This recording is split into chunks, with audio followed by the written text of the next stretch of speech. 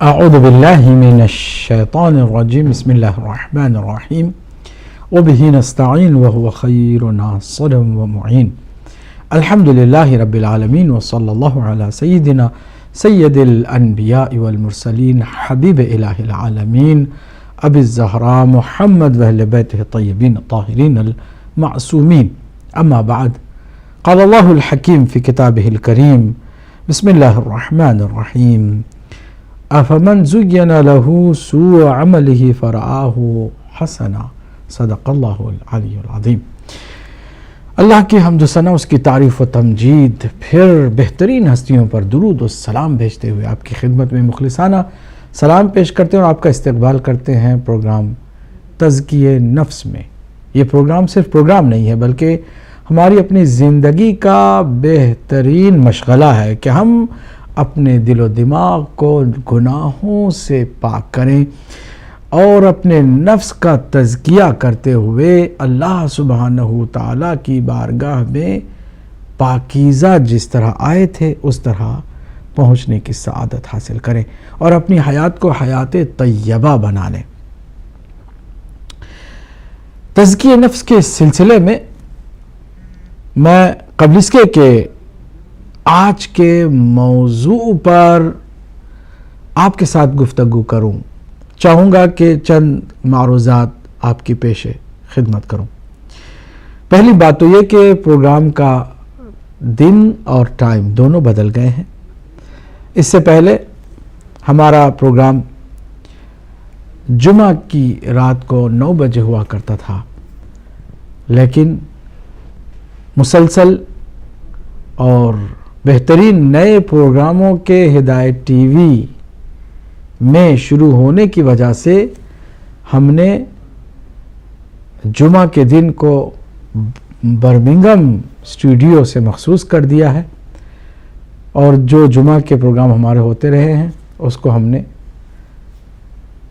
جمعہ سے پہلے کے دنوں میں شامل کر لیا. چنانچہ آج کے بعد سے تزکیہ نفس پروگرام 9 بجے رات صرف بدھ کو ہوا کرے گا.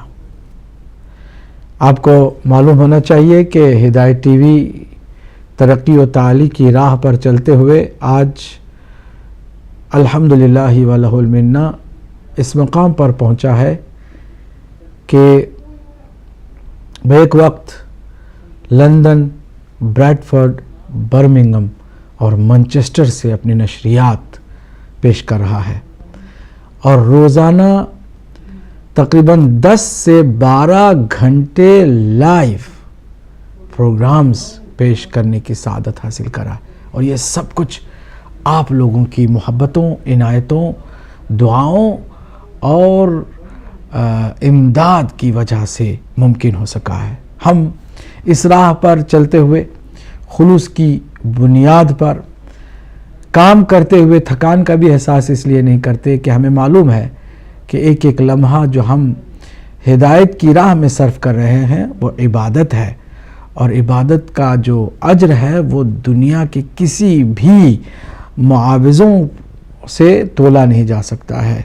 عظیم اجر اللہ سبحانہ تعالیٰ کی جانب سے ان لوگوں کو ملتا رہے گا، ملتا ہے اور ملتا رہا جو ہدایت ٹی وی سے منسلک کسی بھی کام کو انجام دینے میں خلوص نیت کے ساتھ پیش رہے. ناظرین و ناظرات، ہمیں آپ لوگوں کی عنایتوں اور محبتوں کی ضرورت مسلسل ہے اور آپ لوگوں کا سلسلہ جاری رہے گا. ہدایت ٹی وی بھی روز بروز ترقی و تعالی کی راہ پر چلتے ہوئے آگے بڑھتا جائے گا اور اہل بیت اطہار علیہ السلام کے مکتب کی نمائندگی کرنے میں آپ بھی فخر محسوس کریں گے اور خود ہدایت ٹی وی بھی اپنا سر بلند رکھتا ہوا وقار اور عزت و سر بلندی سے ہمکنار ہوتا رہے گا. اللہ سبحانہ تعالیٰ ہم سب کو توفیق دے کہ اس راہ پر چلتے ہوئے کسی طرح کی کوئی بھی سستی نہ برتیں، کاہلی نہ برتیں، عجب کا شکار نہ ہو جائیں، تکبر ہمیں برباد نہ کر دے، فخر و مباحات سے ہمارے اعمال میں نورانیت جو ہے اس میں کمی نہ آ جائے. یہی دعا ہم آپ کے لیے بھی کرتے ہیں اور ہدایت ٹی وی کے جتنے بھی میرے اور ساتھی ہیں ان سب کے لیے کرتے ہیں. ناظرین و ناظرات، گزشتہ ہفتے تزکیہ نفس کے اس سلسلے میں ہم نے عجب پر گفتگو کا آغاز کیا تھا. عجب کو فارسی اور اردو میں خود پسندی سے تعبیر کیا جاتا ہے. عجب عربی لفظ ہے اور یہ ایک روحانی بیماریوں میں سے بیماری ہے، اور اکثر ان لوگوں کو لگتی ہے کہ جو نیکی کے کام کرتے ہیں، نیکیوں سے ہمکنار ہوتے رہتے ہیں. برے لوگ، جاہل لوگ اور برائی کے دلدل میں پھنسے لوگ کبھی عجب کرتے ہی نہیں ہیں، کیونکہ یہ بیماری ان لوگوں کو لگتی ہے کہ جو اچھے کام تو کرتے ہیں لیکن ساتھ ساتھ شیطان ان کو ان کے اچھے کاموں کے ثواب سے محروم کرنے کے لیے عجب جیسی بیماری میں مبتلا کر دیتا ہے. عجب یعنی خود پسندی. خود پسندی اپنے کو بہتر سمجھنا، اپنے ہی کو پسند کرنا، لوگوں کی واہ واہ پر مرنا، لوگوں کی تعریف کے بھوکے رہنا، لوگوں کی داد و تحسین کے ہمیشہ درپے رہنا، اپنے چھوٹے عمل کو بھی بڑا سمجھ کے خوش ہونا. اور انسان کتنا نادان ہے کہ وہ نیکی کبھی کسی وقت کر دیتا ہے تو اسے بار بار جتاتا ہے، جبکہ برائی اس سے سرزد ہوتی ہے تو اسے بھولنے کی بھی کوشش کرتا ہے، چھپانے کی بھی کوشش کرتا ہے. لوگ جب اس کی اچھائی بیان کریں تو خوش ہوتا ہے، اور اگر اس کی کسی برائی پر انگلی اٹھائیں تو ناراض ہو جاتا ہے، اسے اپنا دشمن سمجھ بیٹھتا ہے. آخر ایسا کیوں ہے؟ کیا نفس اور اندر کی نفسانی خواہشات کا اتنا غلبہ ہو چکا ہے کہ ہمیں صرف اور صرف تعریف ہی پسند ہے، تنقید گوارا ہی نہیں؟ ہمیں ہمیشہ لوگوں سے داد ہی لینی ہے، لوگوں سے اگر اصلاحی نیت کے ساتھ اگر تنقید سنیں تو ناراض ہو جانا ہے. عجب یعنی خود پسندی، خود کو بہتر سمجھنا. ہم نے گزشتہ پروگرام میں عرض کیا تھا کہ خود پسندی میں یعنی عجب میں اور تکبر میں فرق ہے.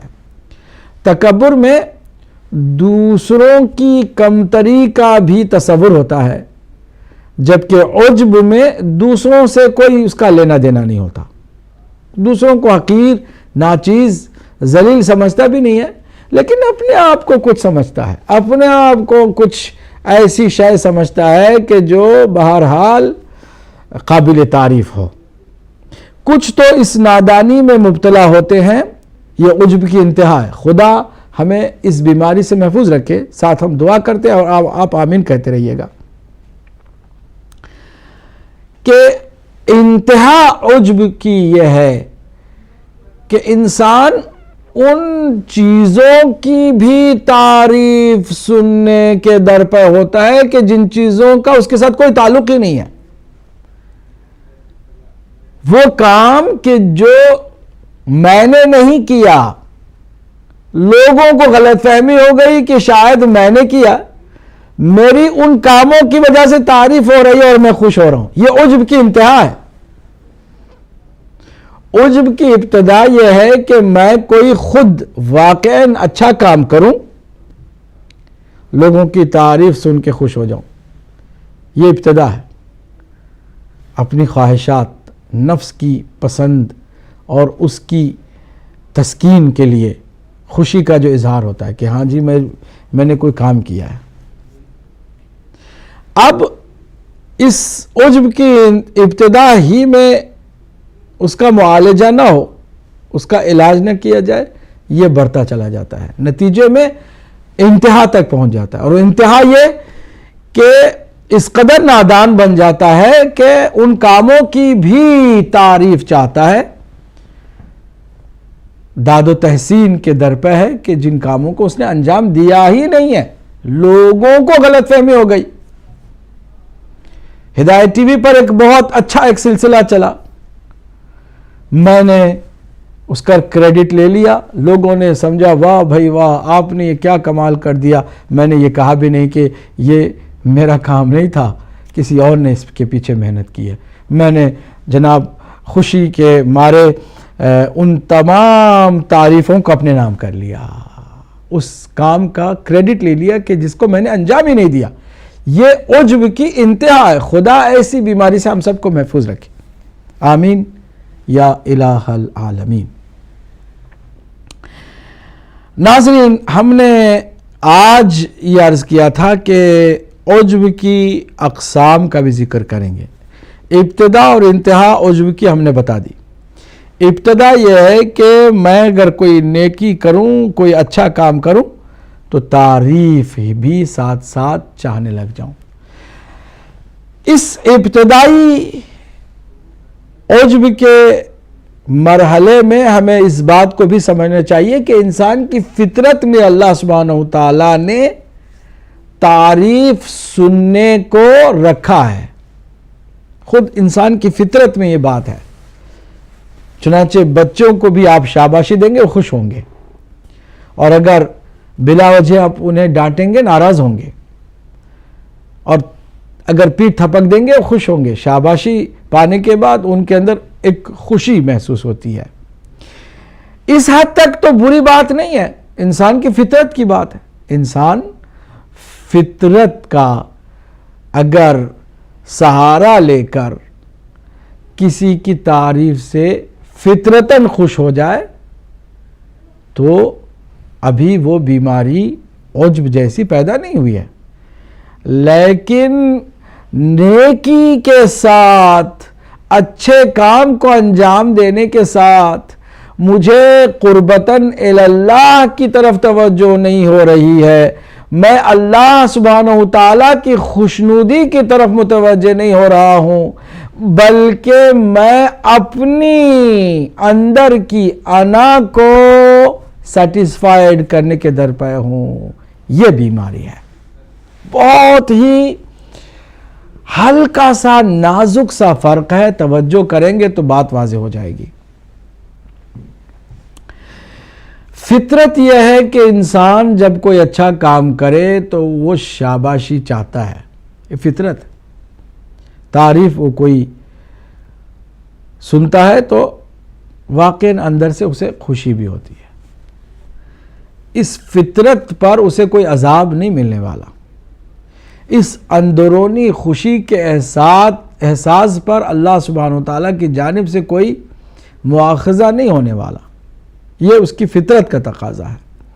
لیکن جب بات آگے چل کر بگڑتی ہوئی دکھائی دے، اور وہ یہ کہ دوسروں ہی کی تعریف اسے پسند آ رہی ہے، دوسروں سے شاباشی پانا ہی اس کام کا مقصد بنا ہوا ہے، جبکہ اللہ سبحانہ وتعالیٰ کی خوشنودی پر اس کا کوئی خیال نہیں جا رہا۔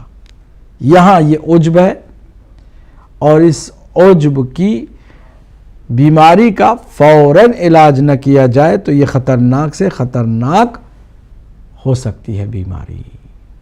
ناظرین و ناظرات، علاج کو بھی آج ہم کوشش کریں گے جلد سے جلد بیان کر دیں، لیکن اس کے بعد دوسری قسم جو ہے وہ یہ ہے کہ میں ابھی کوئی اچھا کام کروں تو قربتاً اللہ، اللہ کی خوشنودی کے لیے نہ کروں، اگر کہہ بھی دوں دل میں وہ بات نہ ہو۔ نیت کا تعلق دل و دماغ سے ہے نا، میرے دل و دماغ میں بس آپ کو امپریس کرنا ہے، مجھے صرف اطراف میں جو افراد ہیں ان کو امپریس کرنا ہے۔ نیکی کروں، مال اللہ کی راہ میں دے کر، اچھی تقریر کر کے، کوئی اچھا اخلاقی پہلو اجاگر کر کے، کسی کی مدد کر کے، یہ سارے نیک کام ہیں، اور ان تمام نیک کاموں کا اجر عظیم بھی ہے، لیکن یہ اگر عجب کے بیماری کے ساتھ ہو تو اس کا اجر سارا ضائع ہو جاتا ہے۔ تو دوسرے مرحلے میں وہ اللہ سبحانہ تعالیٰ کی خوشنودی کو بالکل ہی مد نظر اور ملحوظ خاطر نہ رکھے، بلکہ لوگوں کی خوشی پر، لوگوں کی داد و تحسین کے پانے پر توجہ دے۔ بیماری کا آغاز ہو گیا ہے۔ دوسرے مرحلے میں لوگوں کی داد و تحسین ہی پر انحصار کرے،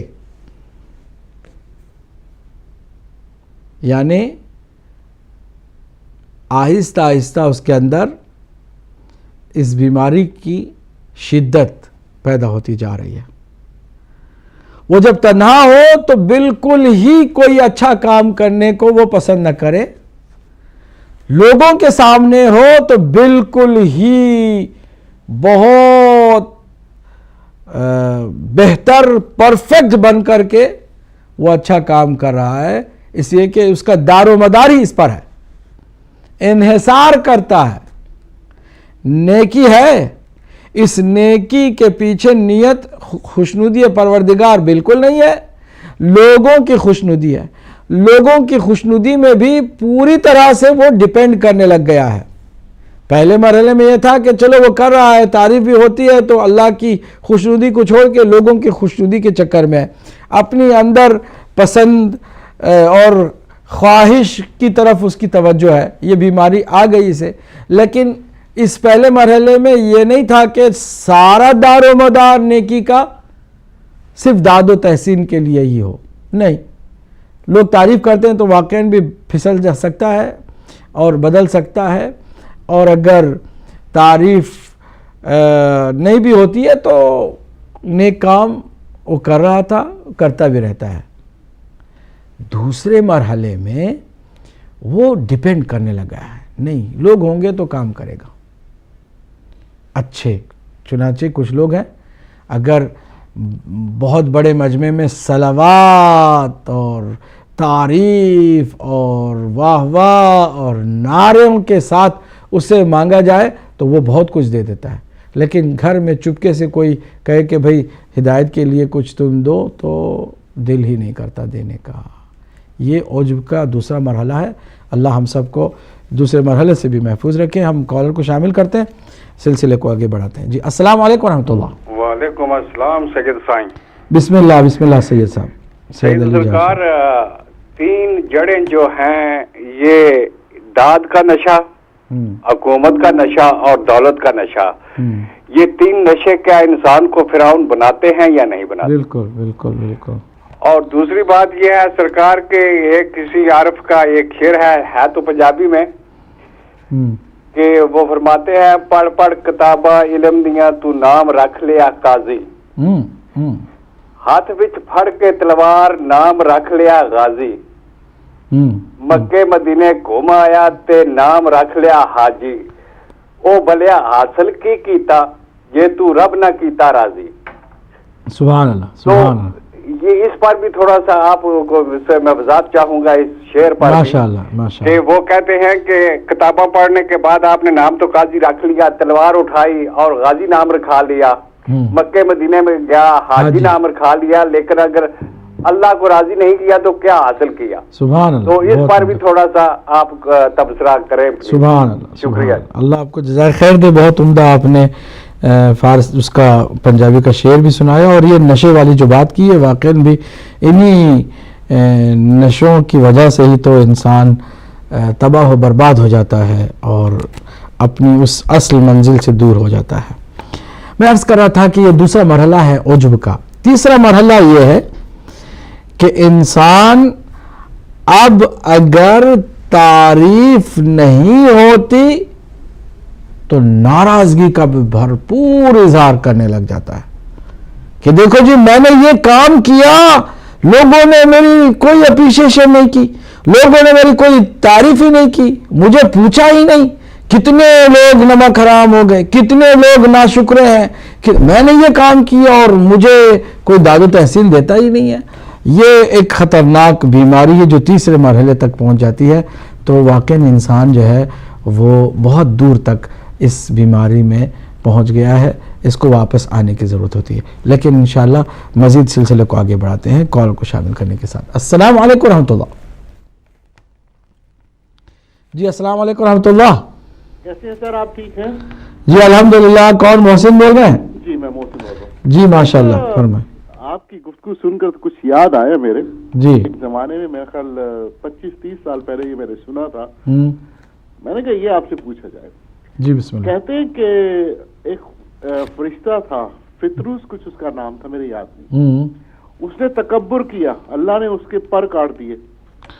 ہاں. اور جب وہ حسنین پیدا ہوئے تو وہ جا کر اس کو فرشتے لے گئے تھے کہ یہاں حسنین کے وسیلے سے دعا مانگ اور پھر تجھے پر مل جائیں گے. اس کو پر مل گئے اور پھر اس نے پرواز کیا اور کہنے لگا میرے پر دیکھو کتنے بڑے ہیں.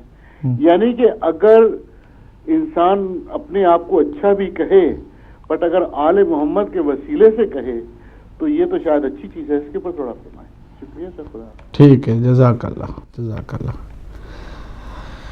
ہم اس تیسرے مرحلے میں ناراضگی اس میں انوالو ہو جاتی ہے, برہم ہو جاتا ہے اگر کوئی تعریف نہ ہو.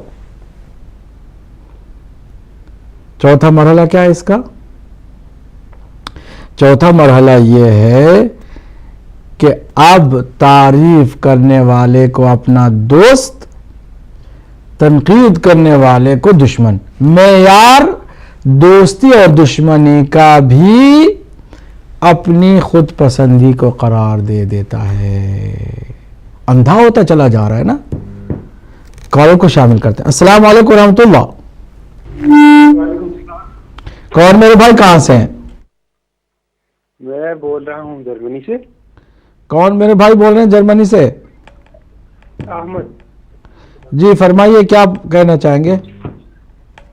میں ایک سوال پوچھنا چاہوں گا. جی بسم اللہ. یہ ایک حدیث ہے کہ 73 جو فرقے بن جائیں گے اسلام کے, ان میں سے 72 غلط راستے پہ ہوں گے, ایک ٹھیک راستے پہ ہوگا. یہ حدیث درست ہے؟ جی بالکل بالکل. تو جب ایک حقیقت کا فیصلہ کرنا ہو اس کے لیے جج مقرر کیے جائیں 3 یا 4, ان میں سے 3 اور 4 کا سچا ہونا لازمی ہوگا, یہ ٹھیک بات ہے؟ جج کیا ہوگا؟ 3 مطلب ایک سچائی کا فیصلہ کرنا ہے, اس کے لیے جو فیصلہ کرنے والے ہیں وہ بھی سچے ہونے چاہیے. بالکل, فیصلہ کرنے والے بھی سچے ہونے چاہیے. جی جب 72 فرقے جو غلط راستے پہ ہوں گے تو پاکستانی اسمبلی میں 72 فرقوں نے کس طرح فیصلہ کر لیا ایک کے سچے یا جھوٹے ہونے کا؟ اچھا, کچھ ایسے جھوٹے ہوتے ہیں کہ ان کو جھوٹے بھی مل کر کے کہہ سکتے ہیں کہ جھوٹے ہیں. نہیں, جھوٹا تو فیصلہ کار ہی نہیں کہہ سکتا. نہیں دیکھیں نا, بات اصل میں یہ ہے کہ 72 جھوٹے ہوں گے وہ کس طرح فیصلہ کر لیں گے؟ اگر ابھی یہی تو آپ کو سمجھنے کی ضرورت ہے کہ 72 کو اور 73 کو 72 ایک طرف کر کے اپنے آپ کو ایک فرقہ بنا کے پیش کرنا بھی تو ایک بہت بڑا جھوٹ ہے. جھوٹ اس لیے ہے کہ کسی کو صحیح معنوں میں لسٹ کا پتہ نہیں ہے کہ یہ 72 جو جہنمی ہیں وہ کون ہے. اور اگر کوئی اپنی طرف سے کہتا ہے کہ یہ 72 ہیں تو اس کا مطلب وہ پہلے ہی بنیاد پر جھوٹ بول رہا ہے. اور اگر کسی کو ان 72 نے مل کے, پہلے تو 72 کو پہلے آپ اس طرح کا جھوٹا سمجھیں گے تو آپ کے پاس دلیل چاہیے, اور اگر دلیل آپ کے پاس نہیں ہے تو پھر آپ کو دوسری طرف بھی یہ دیکھنا ہے کہ آپ کو یہ کس نے اتھارٹی دی ہے کہ آپ کو 73واں فرقہ آپ قرار دے لیں اور باقی لوگوں کو 72 قرار دیں. میں انشاءاللہ اس پر بات کروں گا, اگرچہ ہمارے آج کی اس موضوع سے اس کا کوئی تعلق نہیں ہے. احمد صاحب جرمنی سے آ رہے تھے اور ہدایت ٹی وی جو ہے وہ ہدایت کا کام کرے گا, آپ کے لیے بھی شاید ہدایت کا کام ہو جائے. یہ جو 72 73 کی جو بات ہے نا میرے بھائی, آپ فیصلے کو اللہ کے نبی پر چھوڑ دیں، کیونکہ ان کی امت کے یہ 73 فرقے ہو رہے ہیں. آپ نے فرمایا 73 فرقے ہوں گے، ایک فرقہ جنت میں جائے گا، سب کے سب جہنم میں جائیں گے. تو سب کے سب جو ہے وہ باقی 72 کچھ سملر عقیدے کے ہوں گے. ایک ہوگا جس کا ٹوٹلی عقیدہ ڈیفرنٹ ہوگا، یعنی اس مذہب پروردگار کے عین مطابق خالص مذہب ہوگا. وہ کس کا ہوگا؟ خود سرکار دو عالم نے فرمایا کہ جو میرے بعد قرآن اور اہل بیت اطہار کو کے دامن کو تھام لے وہ گمراہی سے بچ جائے گا، جو دونوں سے تمسک نہیں رکھے گا وہ گمراہ ہو جائے گا. اب دیکھنا یہ ہے کہ کون سا مکتب ہے کہ جو 100% قرآن اور اہل بیت سے وابستہ ہے، اور کون ہے کہ جو اس سے ہٹ کر ہیں. اگر آپ دیکھیں گے تو دوسری طرف اہل بیت اطہار کو گوشہ نشین کر دیا گیا ہے اور سب اس میں شامل ہے. حتیٰ مرزائی بھی خلافت راشدہ کو وہ جو تصور ہے اس کو مان کے چلتے ہیں، اور اس میں دوسرے بھائیوں سے ان کا کوئی اختلاف بھی نہیں ہے اس معاملے میں کہ رسول اکرم کے بعد آیا امامت کا سلسلہ ہونا چاہیے. رسول اکرم صلی اللہ علیہ وآلہ وسلم کے جانشین جو 12 ہیں وہ خلفاء راشدین المہدیین ہیں، جو 12 جن کی تعداد ہے صحیح بخاری، صحیح مسلم، دیگر کتابوں میں صحیح وہ 12 ہی بتائے گئے ہیں. تو وہ خلفاء کون ہیں؟ 12 کہ جن کی وجہ سے اسلام قائم ہے، جو سچے ہیں اور سچائی کی نشاندہی خود نبی مکرم نے کر ڈالی ہے، وہ اہل بیت اطہار ہیں کہ جو قرآن کے ساتھ ہیں. اگر دوسرے سارے کے سارے اہل بیت اطہار کی پیروی نہیں کرتے ہیں تو پھر وہ چاہے جتنے بھی بن جائیں وہ ان 72 میں شامل ہوں گے. لہذا یہ نہیں ہے کہ بنیادی طور پر کوئی فرقہ یہ سمجھے کہ ہم وہ جو ہے 73ویں ہیں اور 72 کوئی اور ہیں، نہیں، کیونکہ اس کے اندر تو ابتدائی مرحلے میں امت ہونے کے بھی جو اصول ہیں وہ بھی پورے نہیں ہوتے ہیں. امت ہونے کے لیے رسول اکرم صلی اللہ علیہ وسلم کی آپ کو نبی مکرم کے آخری نبی ہونے کا بھی ایمان رکھنا ہوگا. اگر آپ آخری ایمان نہیں رکھتے ہیں تو آپ اس کی امت کے دائرے سے ہی نکل جاتے ہیں. تو وہ جو پاکستان میں فیصلہ ہوا وہ دائرے اسلام سے ہی جو نکل گئے تھے ان کو بتایا گیا کہ آپ نکل گئے ہیں. میں زیادہ اس پر بات اس لیے نہیں کروں گا کیونکہ ہمارے آج کے اس موضوع سے اس کا کوئی تعلق نہیں ہے. عجب کی بات کر رہے تھے ہم، مرحلے جو ہے وہ تیسرے مرحلے تک ہم پہنچے تھے، اور یہی اب چوتھا مرحلہ یہ ہے کہ انسان اپنی پسند اور ناپسند کو ہی معیار دوستی اور دشمنی قرار دے دیتا ہے. آگے چل کے پانچواں اور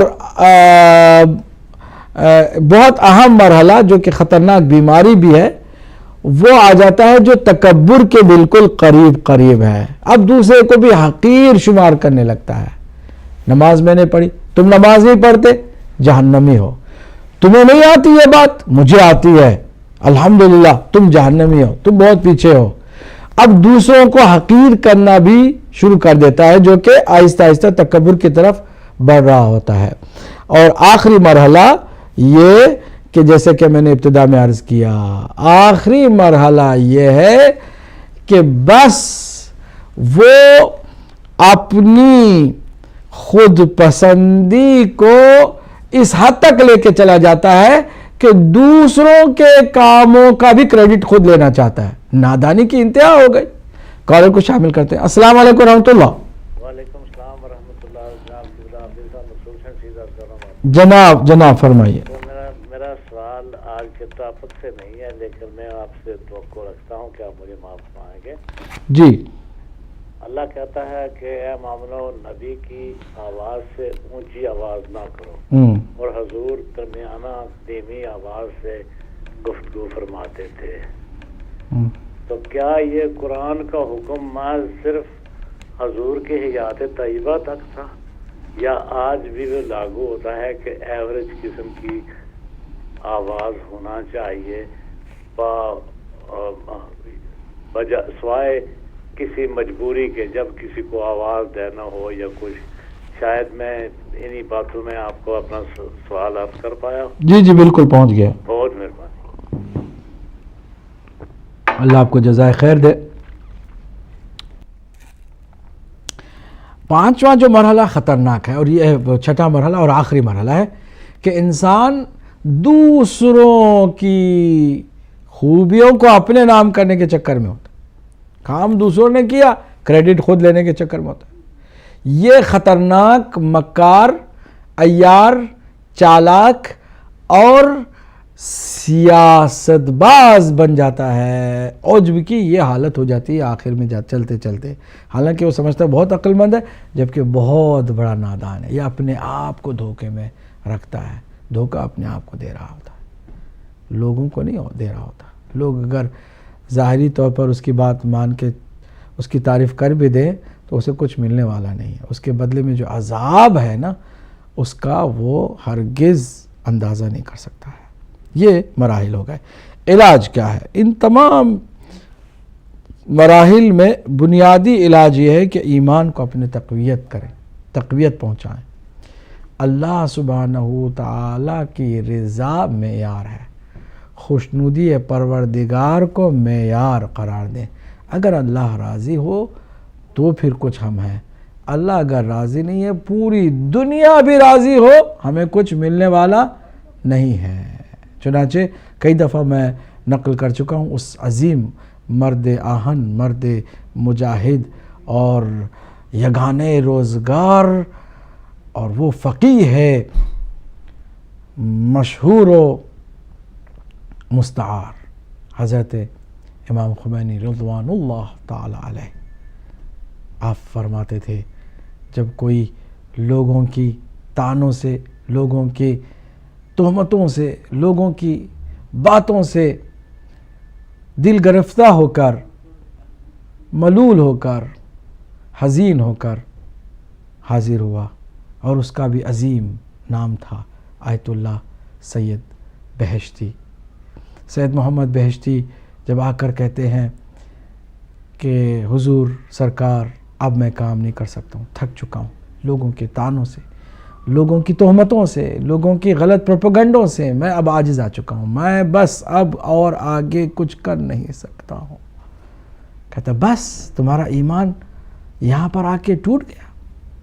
सुनो, अगर पूरी दुनिया कहे खुमैनी जिंदाबाद जिंदाबाद जिंदाबाद, तो मेरे चेहरे पर कोई भी स्पेशल खुशी के आसार नहीं देखोगे। क्यों? इसे कि खुमैनी को मालूम है कि लोगों की वाहवाह से वाहवाह नहीं होती, अल्लाह की खुशनुदी से इंसान को कुछ मिलता है। उसकी रज़ा पर ही तुम तकिया करो, लोगों की क्या है।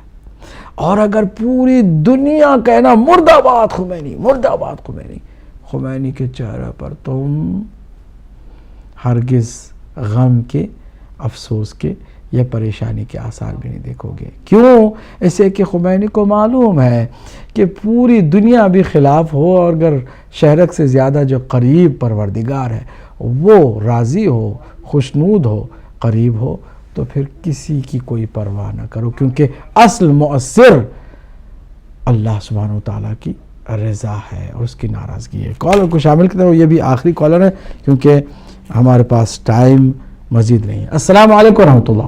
वालेकुम अस्सलाम रहमतुल्लाहि व बरकातहू। जी सब अहमद बोल रहा हूँ जर्मनी से। जनाब, बहुत अच्छे प्रोग्राम और बहुत अच्छे टॉपिक होते हैं टीवी के, बड़ी खुशी होती है आपसे बात करके भी।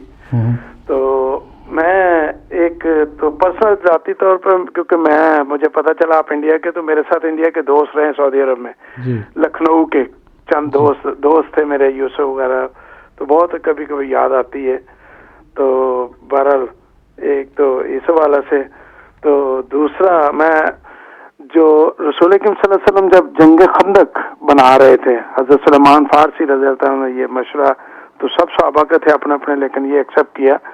तो उस वक्त पत्थर जो शिकम मुबारक पर रसूल अकरम सल्लल्लाहु अलैहि वसल्लम ने वो भूख की वजह से रखे थे, सहाबा ने दूसरे भी जो थे।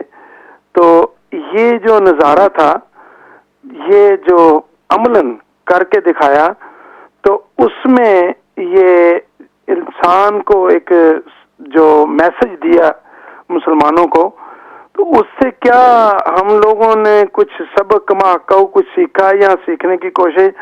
आजकल तो मैं देखता हूँ बेहतरीन गाड़ियाँ और इतने बेहतरीन लवाजमात और ऐसा किया जाता है, تو اس چیز کو اگر دیکھا جائے تو اس سے میرا خیال کئی لوگوں کی اگر کھانے کا انتظام ہے تو 200 400 500 بندے کا ہو سکتا ہے، جس سے اگر ایک ہی جو آیا تو اس کے لیے زیادہ آؤ بھگت کی جاتی ہے، اور اتنی گاڑیاں، تو وہ سادہ اس وقت کا وہ لباس، وہ کپڑے، ان کے وہ چیزیں وہ لے کے جدھر بھی صحابہ کو لے کے چلتے، تو کسی قسم کی کوئی ایسی نہیں شان و شوکت جو خدا نے دی تھی وہ اس سے بڑھ کر کوئی بھی نہیں ہو سکتی. تو اس سے میں چاہتا ہوں کہ ہم مسلمانوں نے کوئی فائدہ عملاً دیکھ کر کچھ فائدہ اٹھانا چاہیے. آج کی دنیا میں مجھے نظر نہیں آتا اس کے اوپر کچھ. میں چاہتا ہوں آپ اگرچہ آج کے موضوع سے اس کا بھی کوئی تعلق نہیں تھا، لیکن بہرحال ہم اس پر بات کریں گے. ہمارے پاس ٹائم بہت کم ہے اور ہم چاہیں گے کہ اپنی بات کو جلد سے جلد سمیٹیں.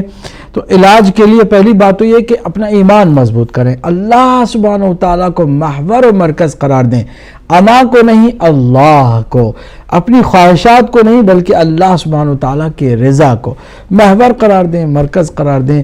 وہ راضی ہے تو خوش ہوں، اور اگر وہ راضی نہیں ہے تو دنیا کے لوگوں کی واہ واہوں سے، لوگوں کی تعریفوں سے مجھے کچھ ملنے والا ہرگز نہیں ہے. دنیا بھی اسی طرح کبھی یاد بھی کرتی ہے تو وقتی طور پر بھلا بھی دیتی ہے تو وقتی طور پر. نہ دنیا کے یاد رکھنے سے ہمیں کچھ حاصل ہونے والا ہے، دنیا کے بھلا دینے سے ہمیں کچھ حاصل ہونے والا ہے. جو کچھ بھی ہے اپنے اعمال میں اخلاص نیت ہے. دوسرا اہم جو علاج ہے اس کا یہ ہے کہ کوشش کریں کہ لوگوں کی تعریف، لوگوں کی داد و تحسین کم سے کم ملے، ایسے کام کریں. کچھ کام اسی لیے بتائے گئے ہیں کہ آپ چھپا کر کریں تاکہ یہ جو عجب جیسی بیماری ہے وہ آپ کے اندر پیدا ہی نہ ہو کہ ہم کوئی کام کریں لوگوں کو پتہ ہی نہیں ہے، لوگ تعریف بھی نہیں کریں گے. اور اس میں آغاز کہاں سے کریں یہ علاج کے طور پر بتا رہا ہوں. باقی علاج کی جو طول و تفصیل ہے میں اگلے پروگرام میں ضرور آپ کی خدمت پیش کروں گا، لیکن آج جو چھوٹے چھوٹے نکات ہیں اس پر توجہ دلا رہا ہوں، ذہن میں تمام کروں گا.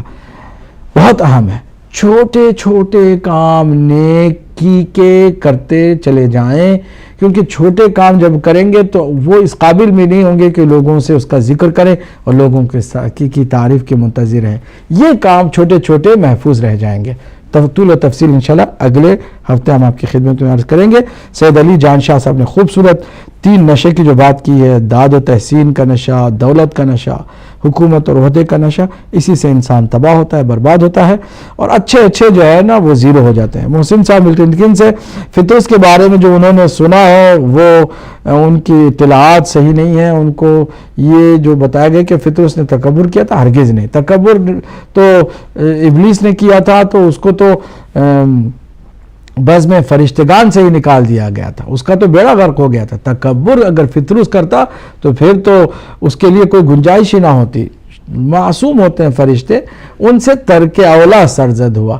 کسی 2 کام میں بہتر کام کا اگر کوئی اس کام کو انجام نہ دے بلکہ کسی اور اچھے کام کو انجام دے اس ٹائم پہ جس ٹائم پہ اسے اس سے بہتر کام کو انجام دینا تھا، اسے کہتے ہیں ترک اولا. ترک اولا کیا تھا، اللہ سبحانہ وتعالیٰ جو ہے اس فرشتے کو پر چھین کر کے ایک ڈیزرٹ میں پھینک دیا تھا، اور اس جزیرے کے عرصے کے بعد سرکار دو عالم صلی اللہ علیہ وسلم کے گھر میں امام حسین علیہ السلام کی ولادت باسعادت ہوتی ہے، اور حضرت جبرائیل امین فرشتگان کے ساتھ آتے ہیں اور وہاں سے گزرتے ہیں. وہ سارا واقعہ آپ سب جانتے ہیں. اور یہ جو وسیلے سے سرکار دو عالم کے نواسے اور امام حسین علیہ السلام کے وسیلے سے پھر سے پر و بال پا کر کے بخشش پا کر کے اڑتا ہے تو کہتا ہے من مثلی، کون ہے جو میرے جیسا ہو. یعنی اس طرح شفا پانے والا اور فضیلتوں سے ہمکنار ہونے والا جو سرکار امام حسین علیہ السلام کے گہوارے کے برکت سے حاصل کر کے آیا ہے. یہ بات تھی. جہاں تک احمد صاحب 2 مرتبہ آئے ہیں، فرقوں کی بات کی، آپ اسٹڈی کریں. یہ گزارش یہ ہے کہ آنکھ بند کر کے جو کچھ ہے اسی کو صحیح مان کر نہ جائیے، کیونکہ قبر میں کوئی بھی نہیں آنے والا. کوئی بھی آپ کا بڑا جو ہے کرتا دھرتا آپ کی قبر میں نہیں آ سکتے. آپ کو اپنا خود حساب دینا ہوتا ہے. 73 فرقے بتائے ہیں تو حق کی تلاش کریں. یہ نہیں ہے کہ وہ آپ سمجھ لیں جو عام طور سے آپ کو مغالطہ کر کے بتایا گیا ہے کہ باقی سارے 72 ہیں اور آپ 73واں فرقہ ہیں کہ آپ کو جو ہے وہ 72 مل کر کے نکال رہے ہیں. نہیں, کس لیے نکال رہے ہیں آپ دیکھیں آپ دائرہ اسلام میں ہیں بھی کہ نہیں ہے. اگر نہیں ہے تو پھر کہاں مسئلہ ہے, اس کو ٹھیک کریں. سید مقصود حسین سید صاحب نے خوبصورت سوال کیا کہ سرکار کی آواز پر اپنی آواز بلند کرنا جو ہے وہ جائز نہیں ہے. قرآن کی آیت وَلَا تَرْفَعُوا أَصْوَاتَكُمْ جو حکم ہے, اس میں کیا آج کے زمانے میں بھی یہ بات ہے کہ بلند آواز میں بات کرنا ممنوع ہے چونکہ سرکار کی آواز بہت دھیمی ہوتی تھی. اس میں اگر کوئی بلند آواز میں بولتا ہے تو ہرگز اس کا مطلب یہ نہیں کہ سرکار کی آواز پر اپنی آواز یہ بلند کر رہا ہے, ہرگز ایسا نہیں ہے اس کا مطلب. ہاں, خود قرآن مجید نے کہا کہ معتدل ہونی چاہیے آواز بھی, وہ گدھوں کی طرح چیخ پکار کے نہیں ہونی چاہیے اور اتنی بھی دھیمی نہیں ہونی چاہیے کہ دوسروں کو پتہ ہی نہیں چلے کہ کیا کہہ رہا ہے. معتدل ہو اچھی بات ہے, لیکن اگر کوئی بلند آواز بھی ہو تو اس کا ہرگز یہ مطلب نہیں ہے کہ سرکار کی آواز پہ یہ اپنی آواز بلند کر رہا ہے. باقی خندق کا جو واقعہ بتایا انہوں نے, پتھر باندھ کر کے حضور نے اور صحابہ کرام نے جو ایک سادگی کا درس دیا. دیکھیے اگر اللہ نعمت دیتا ہے تو نعمت کو استعمال صحیح معنوں میں کرے, یہ بھی کوئی غلط بات نہیں ہے. اس وقت چونکہ غربت کا زمانہ تھا, فقر و فاقے کا زمانہ تھا, اس لیے ایسا کچھ ہوا. لیکن جب کبھی حالات بہتر ہوئے تو خود صحابہ کرام بھی اچھا کھاتے تھے اور سرکار دو عالم نے بھی فرمایا ہے کہ کھانے پینے میں کوئی بھی ایسی کنجوسی نہ کرے. ہاں, اسراف نہیں ہونی چاہیے, اور دوسرے اگر فقیر و مسکین موجود ہوں ان کو جلا کر کے یا ان کو بھوکا رکھ کے خود کھانا بھی نہیں چاہیے. سادگی کا درس ہم سب کو لینا چاہیے, اس میں کوئی شک نہیں ہے. چونکہ ٹائم نہیں ہے, اگلے پروگرام تک کے لیے ہمیں اجازت دیجیے گا. اس کے بعد ایک اچھا پروگرام ہے, اس کو بھی آپ ضرور دیکھیے گا. اپنا خیال رکھیے گا. والسلام علیکم ورحمۃ اللہ وبرکاتہ.